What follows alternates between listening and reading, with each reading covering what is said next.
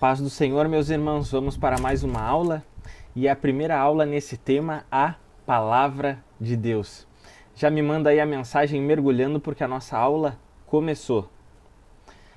Nós vamos então começar de dentro para fora, porque eu poderia começar esse assunto, sobre a Palavra de Deus, falando de termos técnicos, como a Palavra de Deus foi reunida, como foi escrita, quantas pessoas escreveram, como foi, tudo isso, Mas eu prefiro começar de dentro para fora, porque a melhor forma de conhecer a Bíblia é dentro dela, para depois a gente saber sobre ela, Para que depois a gente aprenda um pouco mais de como ela foi montada, como nós chegamos nesses 66 livros. Mas, como disse, eu quero começar de dentro para fora. Eu quero começar de dentro da Palavra de Deus para depois a gente abordar esses termos mais técnicos e históricos. Então, vamos lá. O nosso primeiro tópico vai ser toda a Escritura. Nós vamos ler 2 Timóteo capítulo 3, versículos 16 e 17, que diz assim: toda a Escritura é inspirada por Deus e útil para o ensino, para a repreensão, para a correção, para a educação na justiça, a fim de que o homem de Deus seja perfeito e perfeitamente habilitado para toda boa obra. Amém. Então, olha só que coisa interessantíssima que nós vemos aqui. Toda a Escritura é inspirada por Deus. Então, nós vemos que toda a Escritura, toda a Bíblia, toda a Palavra de Deus, ela é inspirada por Deus. Pode até ser que homens tenham escrito a Bíblia, mas nós vemos aqui que ela foi inspirada por Deus, ou seja, Deus é que deu a inspiração, Deus que deu o conteúdo. Aqueles homens, eles foram usados, eles foram instrumentos de Deus para escrever. E graças a Deus, que Deus usou um ser humano, dentre tantas coisas que tem na criação, Deus escolheu utilizar de um ser humano para que pudesse escrever a Bíblia. Então, o que a gente vê aqui que é maravilhoso é que ela é inspirada por Deus. Então, o conteúdo, ele vem de Deus. O conteúdo vem direto de Deus. E olha só, diz toda a Escritura. E aqui eu quero fazer algumas perguntas aqui. A primeira pergunta é: já que toda a Bíblia é a palavra de Deus, então, que parte da Bíblia é importante? Eu espero que a tua resposta tenha sido toda. Toda a Bíblia é importante. Já que toda ela é inspirada por Deus, então toda ela é importante. E vamos para a segunda pergunta. Já que nós combinamos que toda a Escritura é importante, essa pergunta que eu vou fazer ela é ainda mais pessoal e ainda mais profunda. E a pergunta é a seguinte: você já leu tudo? Você já leu toda ela? Não se assuste, aqueles irmãos que estão começando agora, não fiquem assustados com essa pergunta, não se sintam confrontados ou afrontados com essa pergunta, mas eu quero dar uma aliviada aqui. Essa pergunta, ela cabe mais para aquelas pessoas que têm mais de 4 anos de fé. Aquelas pessoas que têm mais de 4 anos de fé, seria muito importante e interessante que já tivessem lido tudo.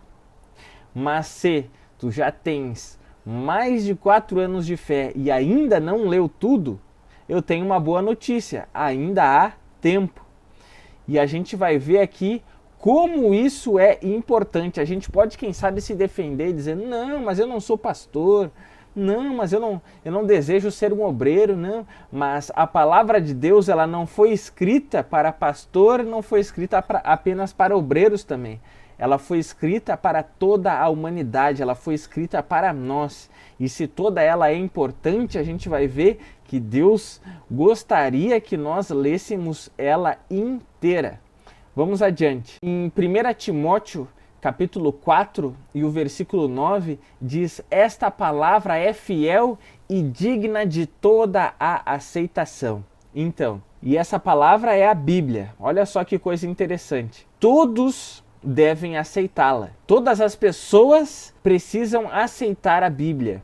Ou seja, a Bíblia é digna de que todas as pessoas aceitem ela como verdade. A gente sabe que na prática não são todas as pessoas que acreditam na Bíblia, mas a Bíblia por si só, ela é digna de toda aceitação. Ela é digna de que todos a aceitem como verdade. E outra coisa que a gente pode perceber aqui também é que ela é digna de toda aceitação. Então todos devem aceitar, mas também ela toda deve ser aceita. Ou seja, ela inteira precisa ser aceita. Não apenas uma parte, mas a Bíblia inteira precisa ser aceita, porque ela é digna de toda aceitação. Então, ela é digna de que todos a aceitem e ela também é digna de que ela seja aceita por inteiro. Isso é muito importante. Romanos capítulo 15, versículo 4 diz assim: porque tudo o que dantes foi escrito para nosso ensino foi escrito, para que pela paciência e consolação das Escrituras tenhamos esperança. Então, o que foi escrito para o nosso ensino? Tudo, porque está escrito ali. Porque tudo o que dantes foi escrito para nosso ensino foi escrito. Então, tudo que está escrito aqui foi escrito para o nosso ensino. Se nós somos filhos de Deus, nós precisamos receber a educação do Pai, a educação integral, ou seja, a educação inteira. E a educação inteira se dá em toda a Bíblia. A Bíblia nos dá a educação, a Bíblia nos ensina. Então, tudo que está escrito na Bíblia está escrito para o nosso ensino. Tudo. Vamos adiante. 1 Timóteo capítulo 2 e o versículo 4 diz assim, ó: o qual deseja que todos os homens sejam salvos e cheguem ao pleno conhecimento da verdade. Aqui Paulo está escrevendo para Timóteo e diz que nós precisamos orar pelas autoridades, né, para que a gente viva a vida tranquila, né? Ou seja, que a gente tenha liberdade para adorar, para cultuar a Deus. E diz mais, fala mais sobre a vontade de Deus. Diz que Deus deseja que todos os homens sejam salvos e cheguem ao pleno conhecimento da verdade. E o que significa pleno? Pleno significa cheio, repleto, completo, inteiro. Então, Deus deseja que todos cheguem ao pleno conhecimento da verdade, ou seja, cheguem ao conhecimento cheio, conhecimento repleto, conhecimento completo, conhecimento inteiro. Ou seja, Deus deseja que a gente conheça tudo, que a gente conheça o todo da palavra de Deus. Por que isso? Olha só, veja bem, não tem como uma pessoa saber tudo. A Bíblia, na sua largura, ela é finita. Ou seja, ela começa em Gênesis capítulo 1, versículo 1, e ela termina em Apocalipse capítulo 22 e o versículo 21. Ou seja, ela é limitada, ela tem limites, ela tem um começo e ela tem um fim. Mas agora, na sua profundidade, ela é infinita. Na sua profundidade, ela não tem fim. Por quê? Porque ela é expressão em palavras da própria sabedoria de Deus que não tem fim. Ela é uma fonte inesgotável de vida, de sabedoria, de conhecimento de Deus. Então, ela, na sua profundidade, ela é infinita. Na sua largura, ela é finita. Então, uma pessoa, ela pode até conhecer a largura, mas a profundidade, ela não consegue conhecer conhecer tudo. Mas a gente vê que Deus deseja que a gente chegue ao pleno conhecimento da verdade, ou seja, que a gente conheça pelo menos a largura. Pelo menos a largura Deus deseja que a gente conheça. Então vamos ver o que a gente aprendeu até aqui. Nós vimos que toda a Escritura é inspirada por Deus. Ou seja, toda a Bíblia é inspirada por Deus. Nós vimos que ela é digna de toda a aceitação, ou seja, ela é digna de que todos a aceitem e que todos a aceitem por inteiro, aceitem ela toda. Vimos também que tudo que foi escrito para o nosso ensino. E vimos também que Deus deseja que todos cheguem ao pleno conhecimento da verdade, ou seja, conhecimento completo, conhecimento inteiro. Então, dito isso, vendo cada um desses versículos, nós percebemos que Deus deseja que o cristão leia toda a Bíblia. Deus deseja que o cristão tenha um conhecimento do todo, tenha um conhecimento pelo menos básico do todo da Escritura. A gente sabe que isso não é do dia para a noite, mas Deus deseja que o cristão tenha o desejo de conhecer toda a Escritura. E isso é muito importante. E quando a gente olha para essas verdades, a gente vê que a gente não pode dar desculpas, a gente não pode vir com preguiça para cima de Deus. A gente não pode ficar que nem mochila dependendo do que outros nos dizem. Mas nós temos as Escrituras ao nosso alcance. Vamos adiante. Segundo ponto. E o segundo tópico é multiforme sabedoria. Eu quero aqui fazer uma pergunta para os irmãos refletirem. Imagina que a Bíblia é o nosso alimento espiritual. Imagina que quando a gente alimenta o nosso corpo, né, há uma variedade de alimentos que a gente pode comer, tanto doce quanto salgado. E agora, a Bíblia é o nosso alimento espiritual, ela alimenta o nosso espírito. E eu quero fazer a seguinte pergunta. Se a Bíblia é o nosso alimento, imagina, ela tem um sabor único ou ela tem um sabor alternado, ou seja, um sabor variado? Ela tem um único sabor ou ela tem um sabor variado? Pensa comigo. Pensou? Espero que tu tenha chegado aí em alguma resposta. E eu quero dar aqui um exemplo. Eu quero dar um exemplo bem simples e básico. Creio que todos já comeram um pão com salame, né? Imagina um salame inteiro. Se eu pegar uma faca e eu fatiar o salame, cortar várias fatias, se eu comer uma fatia, ela tem o gosto das outras? Ou seja, todas as fatias têm o mesmo gosto, sim ou não? O certo é que sim, né? O certo é que tem o mesmo sabor. Então, se eu comer uma fatia, eu nem preciso comer o resto, porque eu já sei qual é o sabor do salame inteiro, se eu comer uma fatia só. Ok?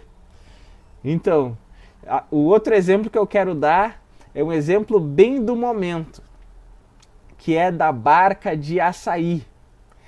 Creio que os irmãos já devem ter provado um açaí, né?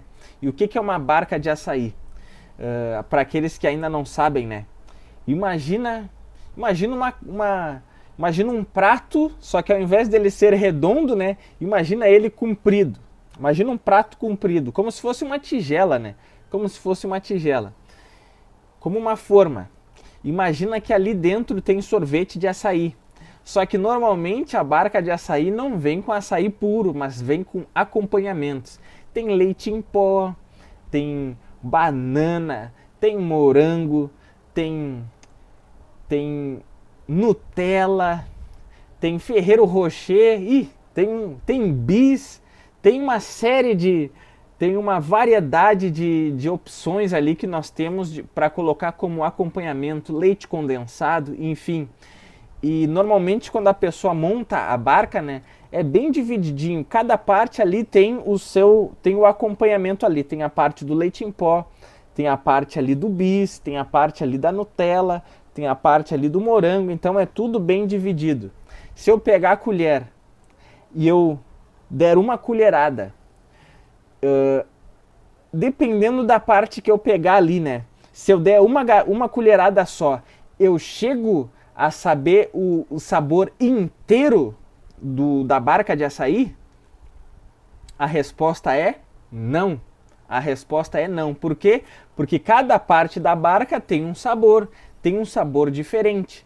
Então, dando uma colherada só em uma parte, a gente não tem o conhecimento, né, do sabor inteiro, o sabor do todo. Ou seja, qual das duas opções, né, mais se equipara ou mais se enquadra com a Bíblia Sagrada? O salame ou o exemplo da barca de açaí? Creio que os irmãos percebem que é o da barca de açaí. E eu vou dar um exemplo aqui bem rapidinho. Tem o mesmo sabor os seguintes versículos. Imagina que eu leio lá em Hebreus, que diz assim, ó: terrível coisa é cair nas mãos do Deus vivo. Fica com esse sabor aí, fica com essa pimenta aí. E agora um outro versículo que diz: tudo posso naquele que me fortalece. Tem o mesmo sabor? Óbvio que não, não tem o mesmo sabor. A gente sabe que se nós dissermos isso publicamente, numa pregação, ou até mesmo se a gente lê, a nossa reação não vai ser a mesma. Tem, obviamente, sabores diferentes. Enquanto um é uma pimenta, o outro é como se fosse um mumu, né? Enfim, então a gente percebe que a Bíblia ela tem um sabor alternado. E essa que é a multiforme sabedoria de Deus. A gente vai ver aqui rapidamente, né, as partes da Bíblia. A gente vê que a Bíblia começa com os livros da lei, que é o Pentateuco, os 5 primeiros livros ali. E ali contém, né, em Gênesis contém um pouco de história, em Êxodo também contém um pouco de história, Números também. Tem um pouco de história ali, mas a gente vê que de Êxodo a Deuteronômio, né, tem muitas leis que Deus instituiu entregou para o povo de Israel. Então, por isso que são conhecidos como os livros da lei. Depois nós temos os livros históricos, que contém ali a história de vários reis e a história também do povo de Israel. E a gente consegue perceber que todas as vezes que Israel andava em obediência, eles sempre eram abençoados, se davam bem e eles sempre venciam as guerras.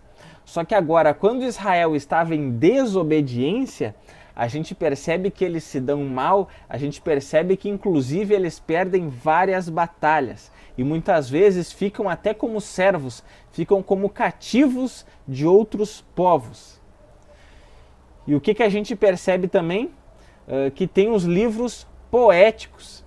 E um dos livros poéticos mais conhecidos, né, que as pessoas sempre falam é o livro de Salmos, né, que é o maior livro da Bíblia, que são 150 salmos, que são poesias, né, que tem orações, tem cânticos, tem ali a sabedoria de Deus em forma de música. E também tem outros livros poéticos ali também, mas enfim, vamos agora, né, ver que também tem os livros proféticos. E a gente vê que cada profeta que Deus levantava, ele normalmente começava com palavras de correção, repreensão, juízo, para que o povo, né, se consertasse, né, se reconectasse com Deus, renovasse a sua aliança, para que o povo se arrependesse diante de Deus, para que depois eles vivessem o final dos livros, né, que contém promessas. Também eles falam, né, de algumas profecias de coisas vindouras, né, coisas que ainda hão de acontecer, né? Então a gente vê que isso está nos livros proféticos. E aí nós vamos para o Novo Testamento. No Novo Testamento ali começa com os 4 evangelhos, né, que são as biografias de Jesus, que contam a história, a jornada de Jesus nessa terra, seus ensinamentos também, seus milagres, suas ações. Nós vemos também que tem o livro de Atos, que é o único livro histórico do Novo Testamento, que fala ali da história da igreja, as primeiras missões também, um livro extraordinário. Nós vemos que depois tem as cartas paulinas, ou seja, as cartas de Paulo, também conhecidas como epístolas paulinas, né, que o apóstolo Paulo escreveu endereçadas para igrejas e também para pessoas, como Timóteo e Tito e Filemão. Nós vemos que as cartas de Paulo, né, elas trazem a doutrina cristã, né, elas trazem os ensinamentos, né, do que nós ensinamos, como nós devemos viver como família e como igreja também, muito rico de sabedoria essas cartas. Nós vemos também que tem as cartas gerais ou epístolas gerais que foram escritas por outros apóstolos, que também são endereçadas para a igreja ou também para o próprio povo hebreu ou povo judeu. Nós temos também o livro profético, que é Apocalipse, que é um dos livros mais temidos, né? E até mesmo cientistas, muitos povos leem esse livro e ficam com o olho arregalado ao verem que muitas coisas que estão escritas naquele livro já estão acontecendo ou já aconteceram. Então, a gente vê, né, nisso tudo, né, que eu falei aqui rapidamente sobre a Bíblia Sagrada, nós vemos aqui a multiforme sabedoria de Deus. Nós vemos aqui que a Bíblia, ela é imutável, né? Ela não precisa mudar, ela não precisa ser atualizada, e a gente vê que ela é um livro que a gente não enjoa, porque além dela ter essa variedade de formas de escritura, né, ela se renova. Se tu ler um versículo hoje e lê-lo daqui a um ano, obviamente, com certeza, Deus vai falar contigo, vai te ensinar algo diferente naquele versículo ali. E nisso a gente vê que é uma fonte inesgotável de sabedoria de Deus. Então, multiforme sabedoria de Deus, a gente vê que a Bíblia Sagrada ela tem vários sabores. Vamos para o terceiro ponto. E o terceiro ponto é Bíblia em pedaços.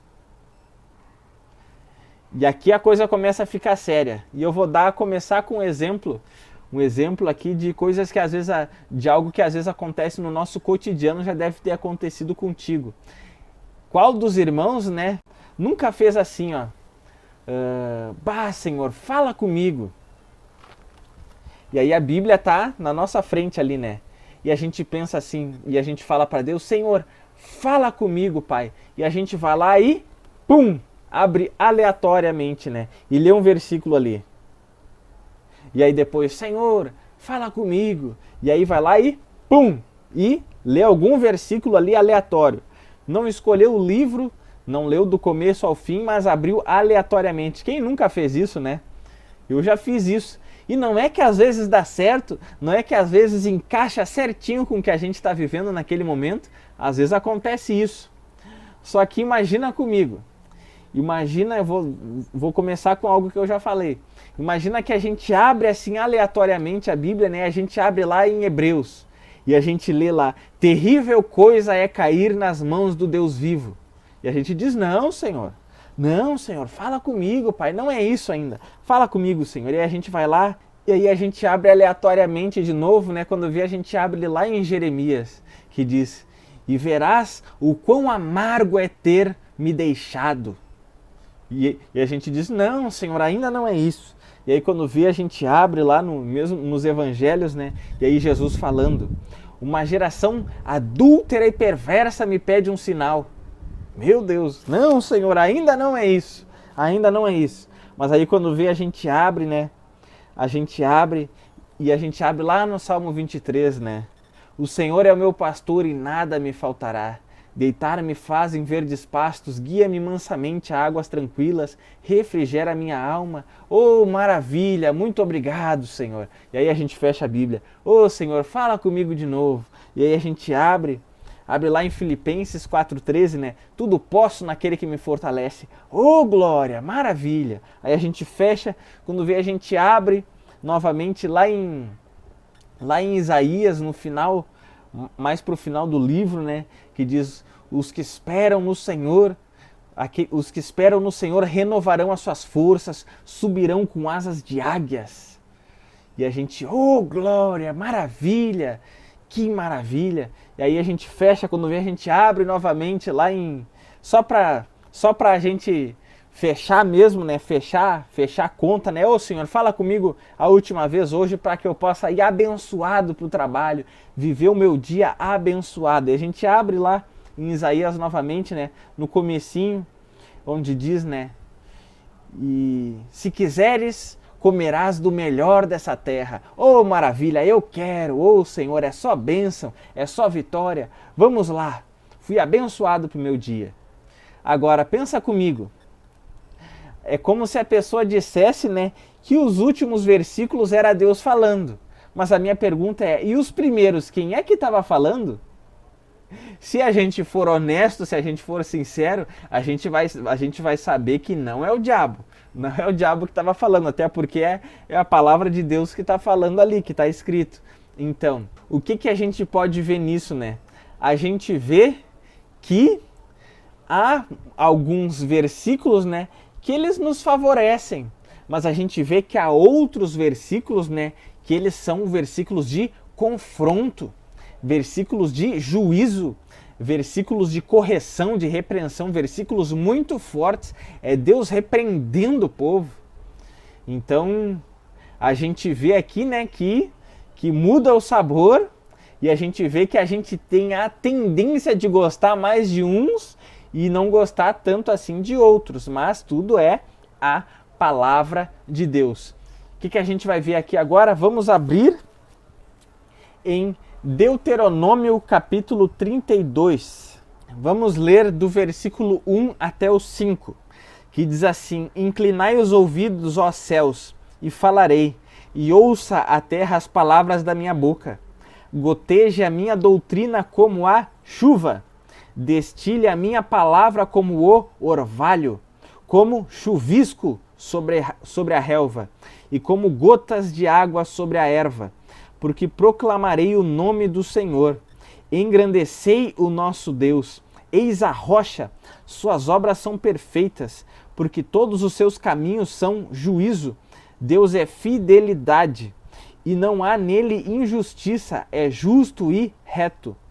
Procederam corruptamente contra ele, já não são seus filhos, e sim suas manchas, é geração perversa e deformada. Meu Deus, começou ali, né, uma maravilha, uma bênção, quando vê de uma hora para outra parece que Moisés, ele muda o tom de voz. Esse é o cântico de Moisés, parece que ele começa ali falando com Deus, quando vê ele se vira e fala para o povo, e ele fala, parece que está indignado, né? Procederam corruptamente contra ele, ele muda o tom de voz. O que a gente vê nesses versículos aqui, né? No versículo 2, fala de doutrina como chuva, e doutrina é ensinamento. Então, ensinamento como chuva. A gente sabe, né, que a chuva não é como um balde d'água que a gente despeja, né? A chuva, ela cai em gotas. Cai em muitas gotas, de uma gota atrás da outra. Quando chove, não é um ou dois pingos só que cai do céu. Quando chove, cai muitos pingos. Vários pingos de água caem do céu. Da mesma forma, o orvalho, a ideia é a mesma. São várias gotículas de água, várias gotas de água. Então, isso representa a palavra de Deus, isso representa o ensino da palavra de Deus, como várias gotas, não como um balde d'água, mas como várias gotas. E olha só que interessante, quando a gente chega no versículo 5, que Moisés diz, procederam corruptamente contra ele. E diz, já não são seus filhos e sim suas manchas, é geração perversa e deformada. E eu quero pegar uma palavra aqui, que é corruptamente. E os irmãos já pesquisaram o que significa corrupção. Essa é uma palavra muito falada aqui no Brasil, né? E é uma palavra que a gente utiliza muito, né? E utiliza com indignação, né? E quando a gente utiliza ela, a gente olha direto para a política. Mas vamos ver o que é corrupção. Se os irmãos procurarem no dicionário, o dicionário dá vários significados, né? E eu peguei 2 significados de corrupção. E corrupção significa quebrar em pedaços e também significa adulterar a forma original. Então, quebrar em pedaços e adulterar a forma original. O que significa isso? O que a gente percebe aqui? A gente percebe que Moisés estava chamando o povo de corrupto. Por quê?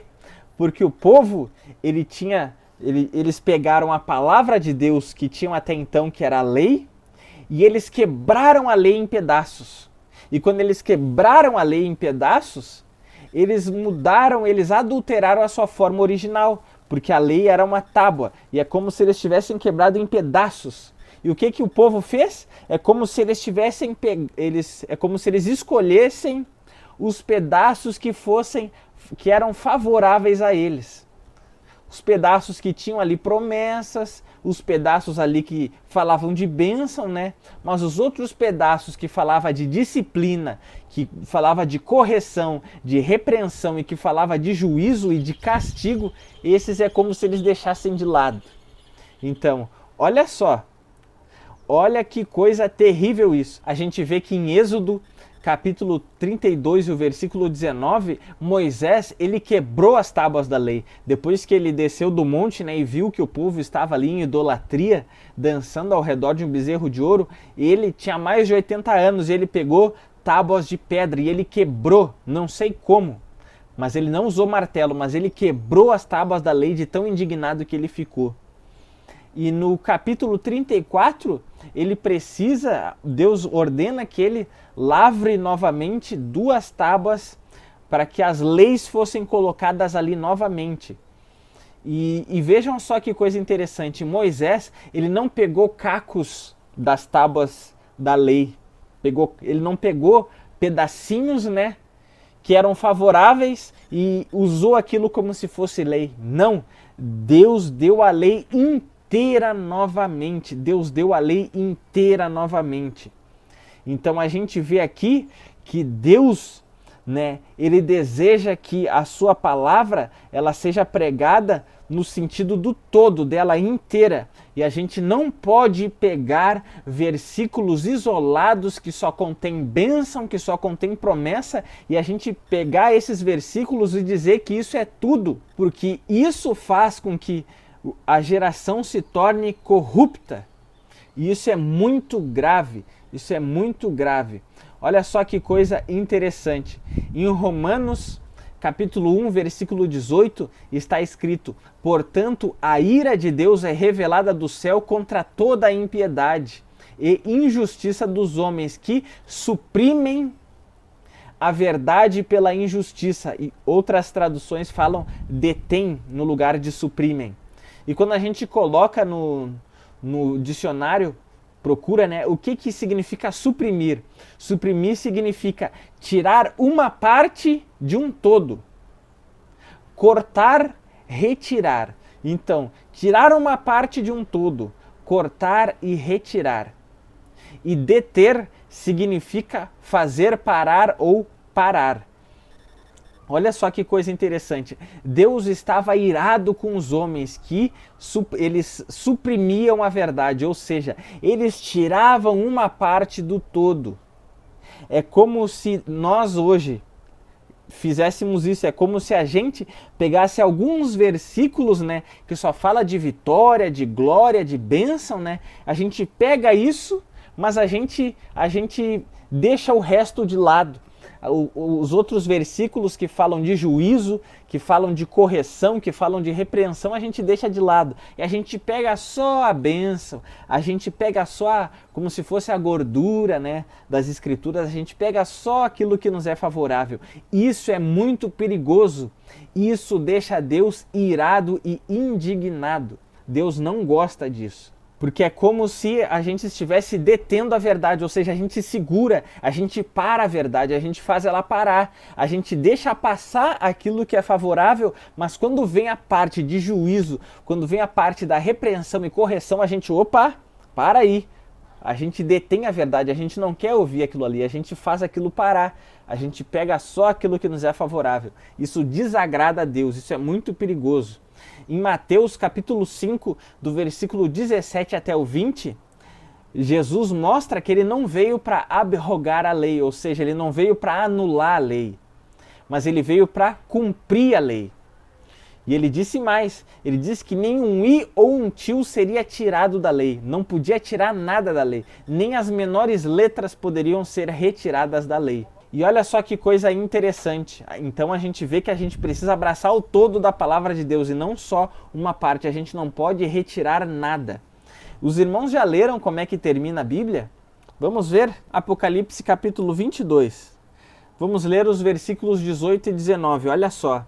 Eu, a todo aquele que ouve as palavras da profecia deste livro, testifico, se alguém lhes fizer qualquer acréscimo, Deus lhe acrescentará os flagelos escritos neste livro. E se alguém tirar qualquer coisa das palavras do livro desta profecia, Deus tirará a sua parte da árvore da vida, da cidade santa e das coisas que se acham escritas neste livro. Isso aqui é muito forte.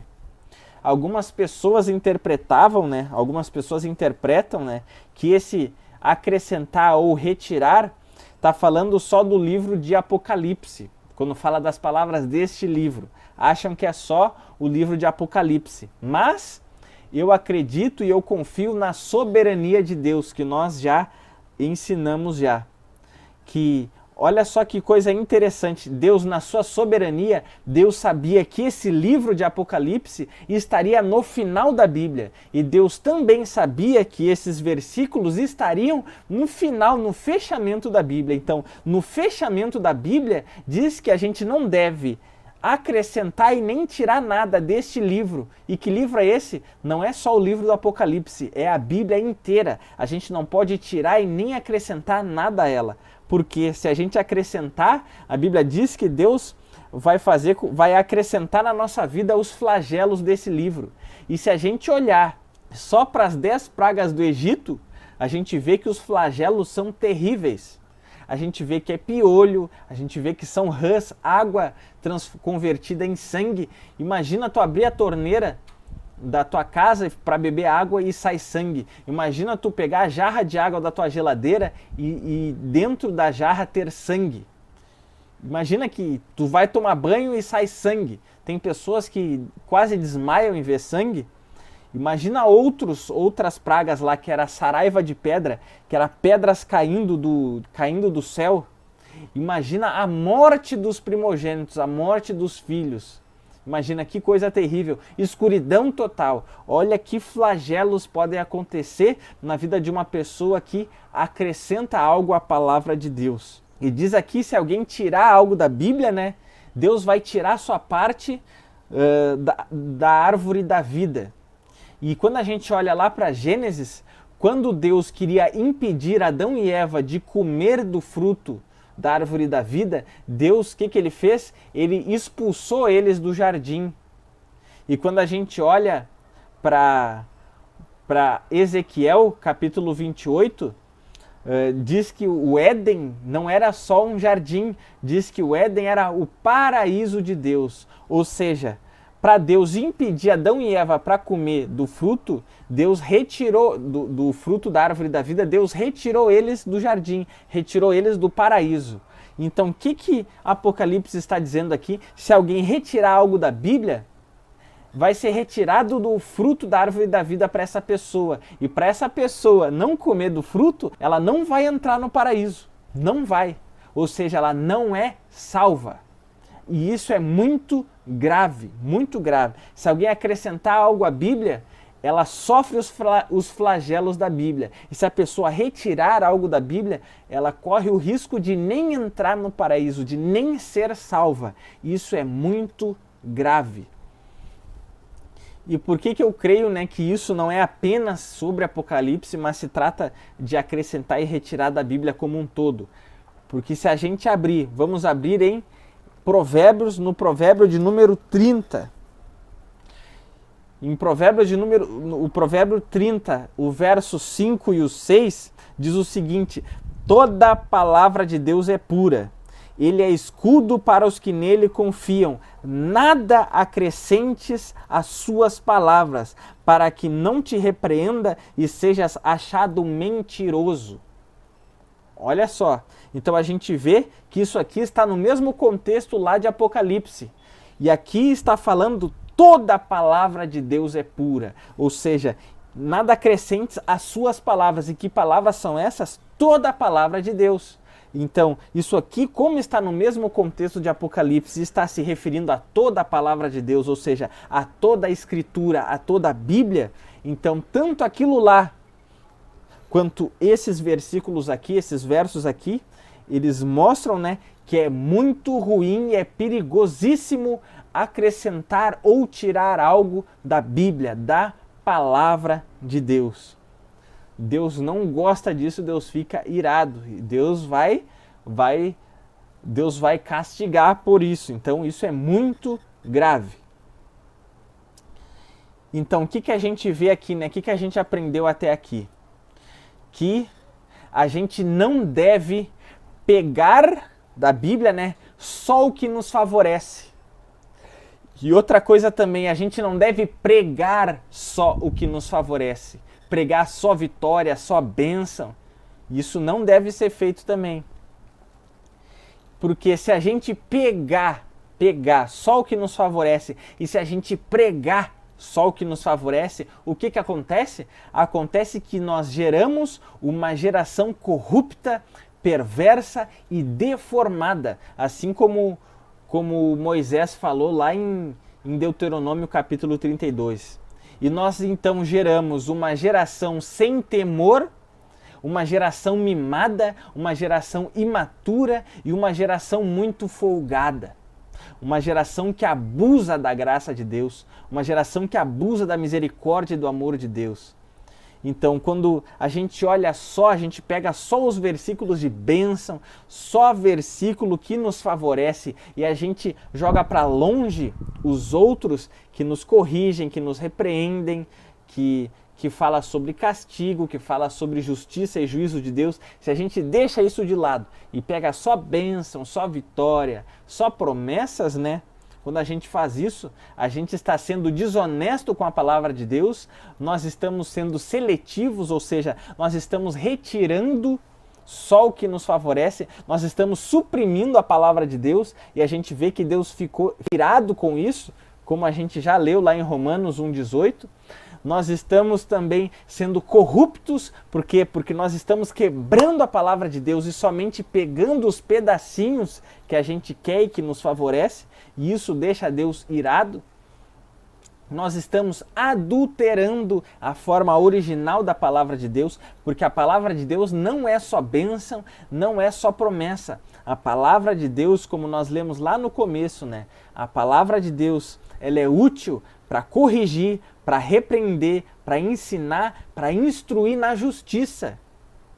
Então a palavra de Deus não é só bênção e só promessa. A gente não deve pegar só isso e não deve pregar só isso. Quando a gente faz isso, nós estamos sendo desonestos com a palavra de Deus, sendo desonestos com Deus, e nós estamos cometendo um erro gravíssimo.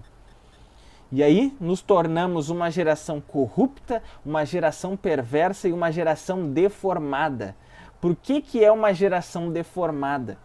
Porque em Romanos capítulo 12 e o versículo 2, diz que nós não devemos sermos conformados com esse mundo. E o que é conformar? Conformar é assumir a forma. Nós não devemos assumir a forma desse mundo. Romanos capítulo 8, versículo 29 diz que nós devemos ser conformados à imagem de seu Filho, ou seja, à imagem de Cristo. Ou seja, não devemos assumir a forma do mundo, nós temos que assumir a forma de Cristo. Só que, quando nós mudamos a forma da palavra de Deus, que é a forma que nos molda, ou seja, a palavra de Deus é a forma que nos molda, é ela que nos deixa no formato para sermos imagem de Cristo e imagem do Filho. Quando nós pegamos somente algumas partes e nós adulteramos a forma original da palavra de Deus, nós não estamos nos conformando com a imagem do Filho. Nós nos conformamos com a imagem do mundo, porque o mundo só quer ouvir elogio, o mundo só quer ouvir coisa boa, o mundo não quer ser corrigido, não quer ser repreendido. E aí nos tornamos uma geração deformada aos olhos de Deus, porque não temos a forma de filho, não temos a forma do Filho, porque não aceitamos a forma do Filho, que é a palavra de Deus. E aí nós assumimos a forma do mundo. E aí aos olhos de Deus somos deformados. E aí somos uma geração sem temor a Deus, porque a gente olha só para a bênção, só para a vitória, só para aquilo que nos é favorável, né? E a gente se torna uma geração mimada, porque quando a gente olha só para a bênção, né, a gente quer cobrar Deus de dar aquilo que a Bíblia diz que Ele dá. Só que a gente esquece do princípio de fidelidade, de obediência. E aí a gente quer cobrar Deus para que Ele dê aquilo que a palavra diz que Ele vai dar. Só que a Bíblia diz que Ele vai dar isso para quem?